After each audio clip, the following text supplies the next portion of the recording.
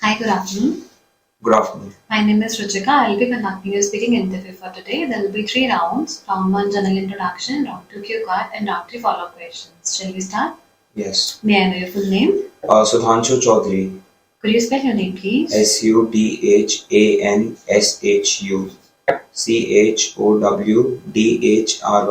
Okay, may I see your ID? Yeah. Thank you. Okay, Sudhanshu, where do you come from?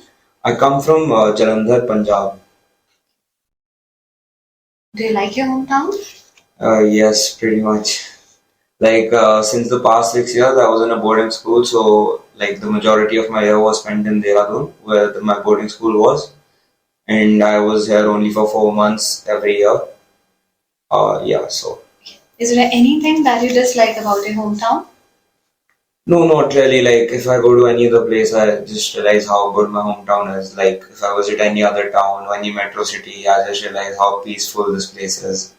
If you get a chance to move somewhere else in the future, where would you like to live? I think if I move somewhere in India, within India, it would be Dehradun because the weather there is just too good. Like, I really like the weather over there. Mm-hmm. Okay. Is there anything that you would like to change in your hometown? I think generally in India, just the climate, that's it. Just the levels of heat. Mm-hmm. Rest, everything's perfect. Okay, fine. Let's talk about your studies. What are you doing these days? Are you working or studying?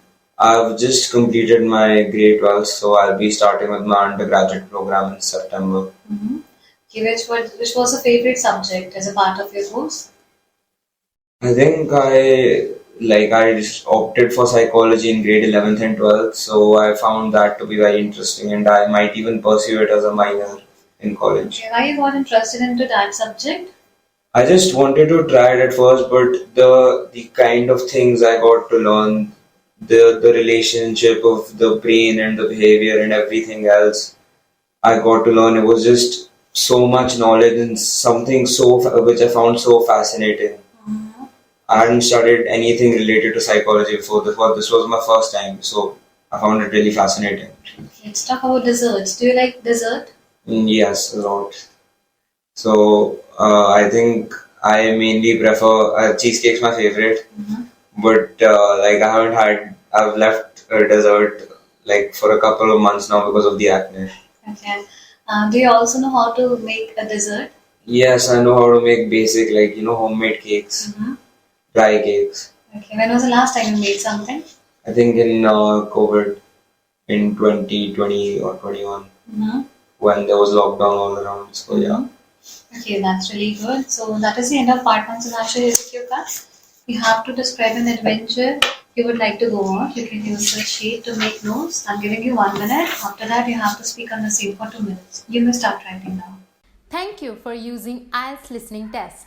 There is a good news for you guys. Now you can practice unlimited speaking tests on our application BabyCode. I know some people will say कि मैं तो अपने friends के साथ practice कर लेता हूँ, मैं अपने इंस्टीट्यूट में रोज टेस्ट देता हूँ या मैं मिरर के सामने प्रैक्टिस करता हूँ, लेकिन रोज 1 या 2 टेस्ट देना is not enough to clear IELTS।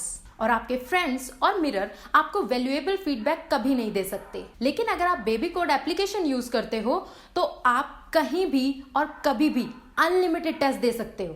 BabyCode पे प्रैक्टिस करना is like having a personal teacher. App will take exam like a real examiner. After test you can check your grammar, fluency or pronunciation mistakes. Even you can check your band score.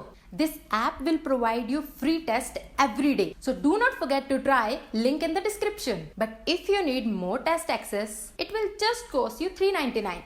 Wait, if you use my promo code IELTS50, that will give you even more 50 rupees discount. Now it's like a one-time meal money, but this will help you to crack your IELTS exam.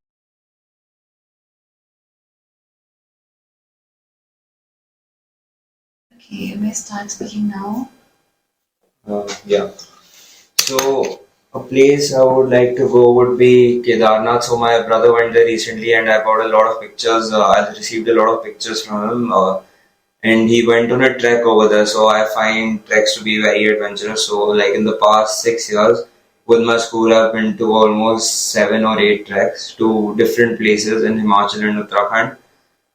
and I've heard it's a 12-kilometer long trek, and it's one of the like one tough trek which you can do in India.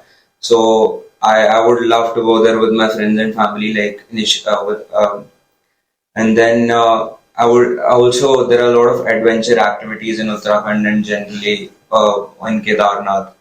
So I'm fond of adventure activities, especially rafting and everything else.